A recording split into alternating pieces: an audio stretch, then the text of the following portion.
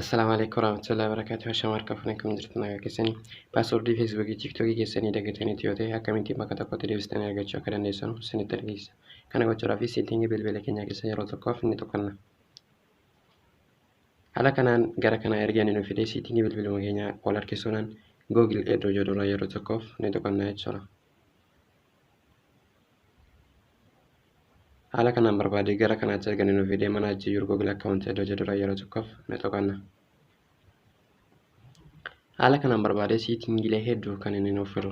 Settingiilee kana keessaa nuti immoo settingii dalga kana as harkisuudhaan security iddoo jedhurra yeroo tokkoof ni tuqanna jechuudha. Haala kanaan as harkisnee security iddoo jedhurra yeroo tokkoof ni tuqanna jechuudha.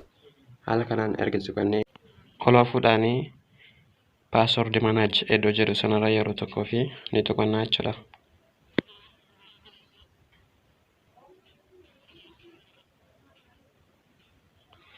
Haala kanaan barbaadetti kan inni nuuf fidu kun kan as jalatti argamu kuni passwordii mataa isaa qaba jechuudha. Kun hundumti isaayyuu. Kanaaf hunda isaa kana keessa deemnee passwordii Facebook keenya, TikTok keenya hunda isaallee as jalatti itti rukunnee passwordii kan dagannee turre argachuu dandeenya jechuudha. Amma fakkeenyaaf Facebook itti meedhamu. Haala kanaan erganitti ta'e haala kanaan naaf fida. Iddoo gubbaa sanarra iddoo mallattoo ijaa sana tuquudhaan passwordii keessan ol baafachuu dandeessu jechuudha.